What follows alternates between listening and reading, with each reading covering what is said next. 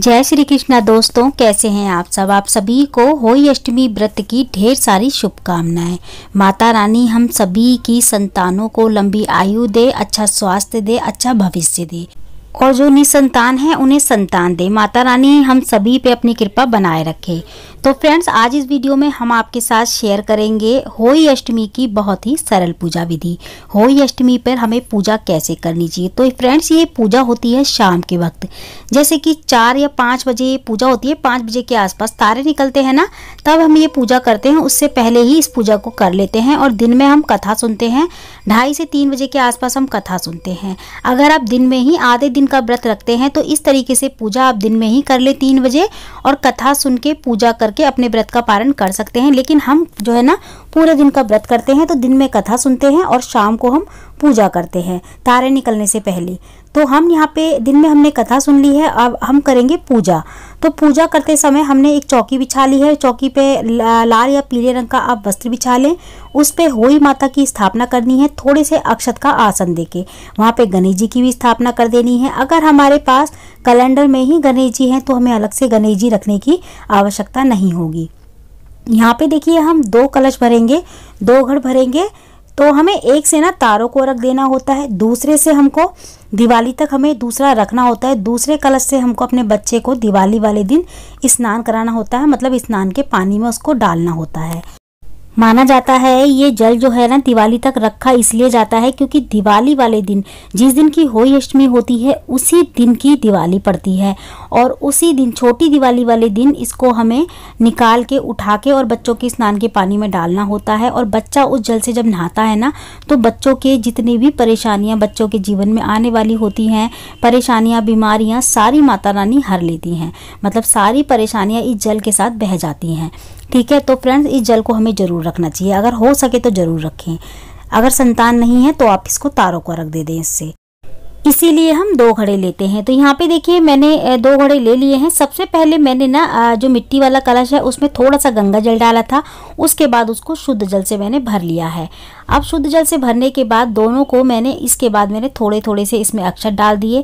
अक्षत डालने के बाद एक एक चुटकी मैंने चंदन भी डाल दिया है। चंदन या रोली आप डाल सकते हैं, इसमें ज़्यादा कुछ ना डालें। देखिए मिट्टी वाले घड़े में अगर आप जो दिवाली तक रखना है, अगर आप उसमें सुपारी और हल्दी डालना चाहते हैं तो डाल सकते हैं, वरना आपकी इच्छा है। हम नहीं डालते, हम खाली अक्षत और एक सिक्का मैं डाल देती हूँ इसमें बस। अक्षत और सिक्का जरूर डालना है। अक्षत, सिक्का और जो है ना 1 रुपये का सिक्का डाल दें, आप चांदी का सिक्का डाल दें, जो आपकी इच्छा हो वो डाल दें। मिट्टी वाले घड़े में डालना है हमको, दूसरे वाले में नहीं डालना क्योंकि दूसरे वाले को हम थोड़ी देर बाद तारों को रख देते हैं दूसरे वाले से। तो यहाँ पे देखिए चाहे तो आप दोनों मिट्टी के भी ले सकते हैं, वरना आप एक मिट्टी का ले लें और एक आप पीतल का घर में पूजा वाला कलश ले सकते हैं, लोटा। बहुत सारे लोग मिट्टी के ही ले लेते हैं दोनों। अगर आप मिट्टी का चाहते हैं, इच्छा है तो दोनों मिट्टी के ले लें। यहाँ पे देखिए दोनों घड़ों पे हमने जो है ना कलश पे मोली बांधी है कंठ पे और दोनों पे ही हमने स्वास्तिक बना दिए हैं। अब थोड़े से अक्षत का आसन देके हमने माता के सीधे हाथ की साइड रख दिया है दोनों को। हमने दोनों पे ढक्कन रखा है, बिना ढक्कन के नहीं रखने हैं हमको, ढक्कन ढक के ही हमें स्थापना करनी है। अब हम एक शुद्ध जल का लोटा लेंगे। सबसे पहले हम दीपक जलाएंगे। दीपक जलाने के बाद फूल लेके उसमें थोड़ा सा जल लेके हम भावपूर्वक छींटों का स्नान करा देंगे सभी को। यहाँ पे देखिए हमने ना दिन में जब कथा सुनी थी तभी हमने अपनी माला जो है ना डाल ली थी पूज के, और आप दिन में ही माला डाल लें। जब हम कथा सुनते हैं ना तभी माला डाल लेते हैं। और अगर हमें माला नहीं डालनी होती गले में तो हम जो 2 घड़ है ना, ये जो रखा हुआ है घड़ा, इसको हम पहना देते हैं। तो यहाँ पे हम कथा सुनते वक्त जो है ना माला डाल लेते हैं। यहाँ पे हमने भावपूर्वक छींटों से स्नान करा लिया है सभी को। इसके बाद हमने सबसे पहले गणेश जी को कलावा चढ़ाया है, फिर माता अहोई को कलावा चढ़ाया है और फिर चुन्नी उड़ा दी है हमने माता रानी को। इसके बाद हम सभी को जो है ना गणेश जी को, जितने भी देवी देवता बने हुए हैं इसमें कैलेंडर में, चंदा, सूरज, सभी को हम तिलक कर लेंगे। इसमें देखिए हल्दी का तिलक करें तो बहुत अच्छी बात है। हल्दी और रोली का तिलक करेंगे माता रानी को तो बहुत अच्छी बात है, वरना आप रोली का तिलक कर सकते हैं। यहाँ पे गणेश जी को चंदन रोली से तिलक करेंगे। और देखिए माना जाता है कि चौकी पे गौ माता हमें जरूर रखनी चाहिए जिनके साथ बछड़ा हो। तो गौ माता भी अगर आप रख लें, अगर आपके पास है तो उनके भी हम पूजा करेंगे। यहाँ पे माता रानी को हम रोली से तिलक कर देंगे। सभी को तिलक करना है हमें, जितने भी बने हुए हैं ना इसमें चित्र, सभी को तिलक करना है एक एक करके। जो हमने घड़े रखे हैं, 2 घड़ रखे हैं, उनको भी हमें तिलक करना है, उनको भी हमें पूजना है। ठीक है, यहाँ पे हल्दी से भी तिलक कर रही हूँ। देखिए मैं सभी को पहले मैंने रोली से करा माता को, फिर हल्दी से तिलक कर रही हूँ। हल्दी बहुत शुभ होती है, तो हल्दी से भी हमें जो है ना पूजना चाहिए। यहाँ पे देखिए हमने अब जो है ना घड़े के ऊपर जो हमने 2 घड़ रखे, इनके ऊपर हमने पूड़ी और मीठे पुए रख दिए हैं। आप खाली मीठे पुए भी रख सकते हैं, आप 7 या फिर 5 की संख्या में पुए रख लें, या फिर आप इसके ऊपर सिंगाड़े भी रख सकते हैं। जो सिंगाड़े आते हैं ना, जो ऋतुफल होते हैं, वो भी रख सकते हैं सिंगाड़े। तो ये जो हमने पुए और पूड़ी रखी है ना, ये हमें पहले ही रखनी थी, पूजा शुरू होने से पहले ही। तो यहाँ पे मुझे ध्यान नहीं रहा तो मैंने फिर बाद में रख दी।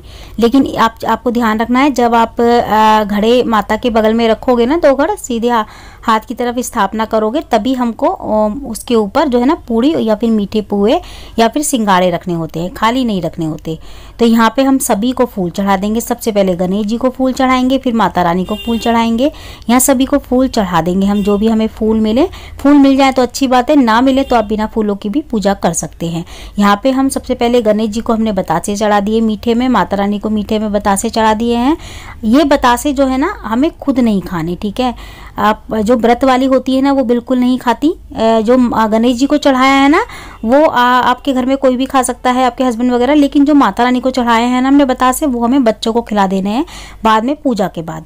और ये थाली जो है ना हम बनाते हैं, मतलब जो भी हम घर में बनाते हैं पारण के लिए, वो सारी थाली का जो भी सामान होता है हम थाली में सजा लेते हैं। जैसे कि यहाँ मैंने सूजी का हलवा बनाया है, पूड़ियाँ बनाई हैं। इस पूड़ियों में ना नमक नहीं डालना होता, इन पूड़ियों को बिना नमक के बनाना होता है। तो इन पूड़ियों में मतलब आटे में नमक नहीं डालना, बिना नमक के हमें पूड़ियाँ बनानी है। आप चाहे तो आटे का हलवा भी बना सकते हैं, ठीक है, इसमें, या फिर सूजी का हलवा बना लें। सब्जी वगैरह आपको बिल्कुल शुद्ध सात्विक सब्जी बनानी है, बिना लहसुन प्याज की। मीठे पुए बनाने होते हैं भोग के लिए।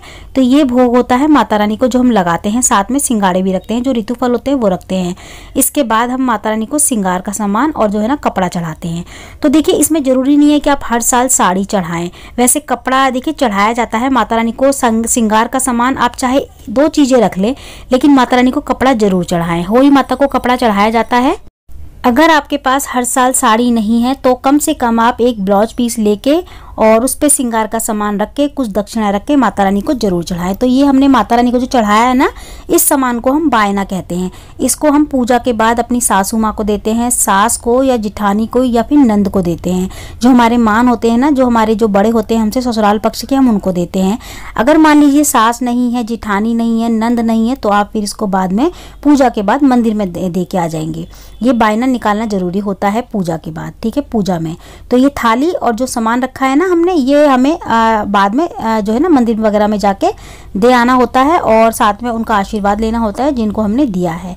इसके बाद हम आरती कर लेंगे। क्योंकि हमने दिन में ही कथा सुन ली है, तो अभी हम कथा नहीं सुनेंगे, हम आरती कर लेंगे। पहले हम गणेश जी की आरती करेंगे, फिर हम होई माता की आरती करेंगे। तो कैलेंडर में आपको होई माता की आरती आसानी से मिल जाएगी।